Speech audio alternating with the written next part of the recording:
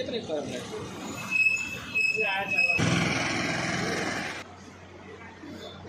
अशा बातम्यांमध्ये विज्युअल्स फार कमी होतात. याचं आहे सीसीटीव्हीचं 4 आहे. आमच्या सगळ्यांचे वळाले ते माझा चेहरा पूर्ण दिसतोय.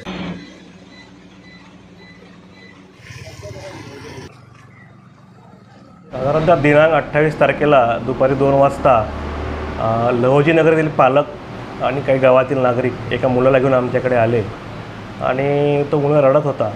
पालकांनी आम्हाला सांगितलं की मुलाने त्यांना घरी अशी माहिती दिली आहे की जेव्हा तो शाळेत जात होता तेव्हा त्याला एका पांढऱ्या रंगाच्या गाडीतून 2 इसम उतरले आणि त्याला जबरदस्ती उचलून गाडीमध्ये घेऊन गेले आणि त्याचं अपहरण केलं. त्यामुळे घटना गंभीर वाटल्याने आम्ही तात्काळ त्या मुलाला विचारपूस केली आणि घटनास्थळी जाऊन जो त्याने मार्ग सांगितला होता त्या पूर्ण मार्गाला आम्ही भेट दिली. त्या मार्गामध्ये बऱ्याच ठिकाणी CCTV कॅमेरेसुद्धा लावले होते आणि मुलाने सांगितल्याप्रमाणे एक पांढऱ्या रंगाची पिकअप त्या ठिकाणी आली.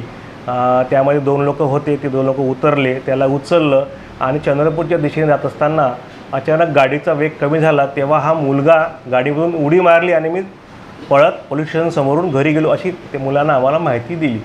त्याला खोदू 4-5 वेळा विचारत सेम स्टोरी सांगत असल्याने आमचा संशय बळावला. पण मात्र आम्ही त्या परिसरातील सगळे CCTV फुटेज चेक केले. दिलेल्या कालावधीमध्ये कोणत्याही त्याने वर्णन केल्या प्रकारची गाडी आम्हाला दिसून आली नाही किंवा मुलगा दिसून आला नाही. म्हणून आम्हाला शंका बळावली की हा मुलगा काहीतरी बनाव करत आहे. आणि आम्ही पोलीस स्टेशनमध्ये आमचे CCTV कॅमेरे लागले आहेत, चौकात लागले आहेत, सगळे आम्ही कॅमेरे बारकाईने चेक केले. पण नमूद कालावधीमध्ये कोणत्याही प्रकारची गाडी किंवा कोणत्याही प्रकारचा मुलगा आम्हाला दिसून आला नाही. तेव्हा त्या मुलाला आम्ही अधिक विश्वासात घेऊन विचारलं असता तर त्याने शाळेला सुट्टी मारली होती व ही गोष्ट आपल्या आईला कळेल व आई आपल्याला मारेल म्हणून त्याने हा पूर्णपणे बनाव रचला होता. परंतु प्रश्न असा आहे की 11 वर्षाचा मुलगा इतका सफाईदार एखादं चित्र कसं काय तयार करू शकतं.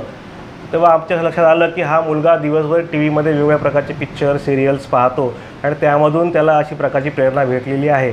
तरी माझं पालकांना आव्हान आहे की आपला मुलगा मोबाईलमध्ये काय बघतो, सिरियल्स कोणत्या बघतो, पिक्चर कोणत्या प्रकारचे बघतो यावर पालकांनी आपलं बारीक लक्ष द्यावं व मुलांचं योग्य समुपदेशन करावं.